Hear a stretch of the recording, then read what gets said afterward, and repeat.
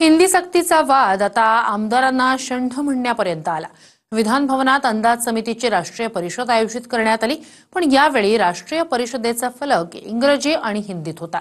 त्यावरून मनसेच्या संदीप देशपांडे यांनी विखारी टीका केली आहे। त्यामुळे शिंदेचे मंत्री आणि आमदार चांगलेच भडकलेत। पाहूया। हे तर दुर्दैव आहे आणि सगळे जर शंड लोक तिथे बसले असतील तर मराठी माणसांनी करायचं काय? तिथले सभासद सगळे आमच्यासारखे लोक आहेत, आम्ही शंड आहोत का? हे बोलणं उचित नाही आहे। आता आम्हालाही बोलतायत असे काही यांनी ठेका घेतलाय काय हो? आम्ही काय मराठी नाही आहोत का?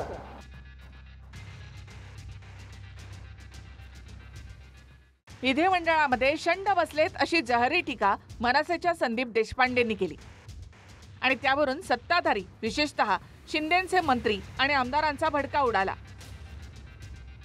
आता एवढी जहरी टीका करण्याचं कारण म्हणजे मुंबईमधल्या विधिमंडळातला हा बोर्ड।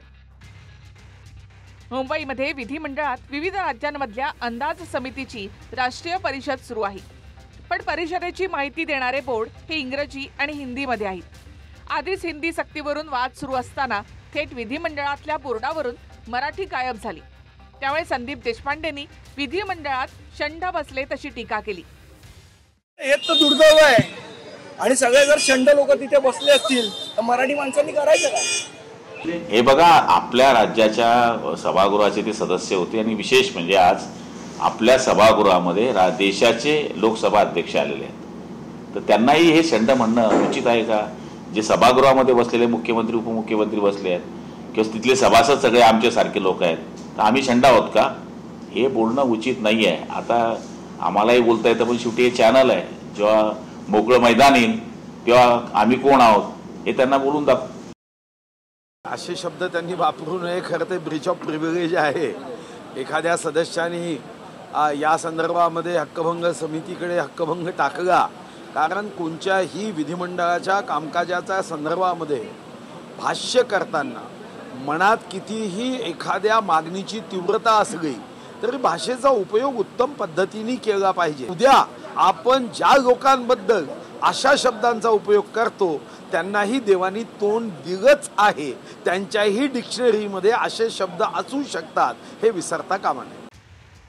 लोकप्रतिनिधींना शंड म्हटल्यामुळे हक्कभंगाची कारवाई होऊ शकते, त्यामुळे शब्द जपून वापरा असा सल्ला मुनगंटीवार यांनी दिला।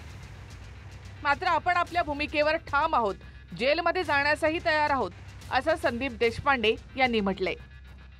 ठीक आहे, मी बोललो ते बोललो। लोकसभेने 22 भाषांना मंजुरी दिली आहे, मग ज्या राज्यात कार्यक्रम आहे त्या राज्याची भाषा नको का तिथे? ठीक आहे, माझा शब्द झोंबला असेल पण त्याच्यावर त्यांनी विचार केला पाहिजे। बाकी राहिला हक्कभंगाचा विषय, त्या कारवाईला मी सामोरं जायला तयार आहे। उद्या मला जर जेलमध्ये जायची वेळ आली तर मराठी भाषेसाठी मी जेलमध्ये जायला तयार आहे। त्यांनाच कळत नाही आणि प्रामुख्यानं मराठीचा विषय काही यांनी ठेका घेतलाय काय हो? आम्ही काय मराठी नाही आहोत का? आम्ही सुद्धा मराठी भाषेचा आमचा इतिहास आहे आणि या इतिहासाला ताजं करण्याचं काम गेल्या अनेक वर्षापासून आम्ही करतोय। इथपर्यंत आम्ही पोहोचलो ते मराठी म्हणूनच आम्ही पोहोचलोय। शांत आम्ही बसलोय तोपर्यंत शांत बसू द्या, नाहीतर आम्ही सुद्धा शिवसैनिक हे दाखवून देऊ। संदीप देशपांडेचं म्हणत आहे की मी जे बोललोय ते वक्तव्य योग्य आहे आणि यासाठी तुरुंगात जायची पण माझी तयारी ठेवा। शिंदेचे मंत्री आणि आमदार मनसेच्या संदीप देशपांडे यांच्यावर आक्रमक झाले, तर स्वतः एकनाथ शिंदेनी विधिमंडळातला कार्यक्रम लोकसभेनं आयोजित केलाय असं स्पष्टीकरण दिलं। हा खरं म्हणजे लोकसभा आयोजित हा कार्यक्रम आहे, लोकसभेने आयोजित केलेला आहे आणि जे राज्य सरकार कार्यक्रम आयोजित करते त्यामध्ये तुम्हाला माहिती आहे सगळ्यात मोठा मराठी असतो आणि मराठी राहणार। याआधी संजय राऊतांनी विधिमंडळाला चोर मंडळ असं म्हटलं होतं, त्यावरून सुद्धा राऊतांच्या विरोधात हक्कभंगाचा प्रस्ताव आला आहे। त्यावर अद्याप हक्कभंग समितीनं निर्णय घेतलेला नाही। ही जी बनावट शिवसेना आहे, डुप्लिकेट चोरांचं मंडळ, चोर मंडळ, हे विधिमंडळ नाही चोर मंडळ आहे।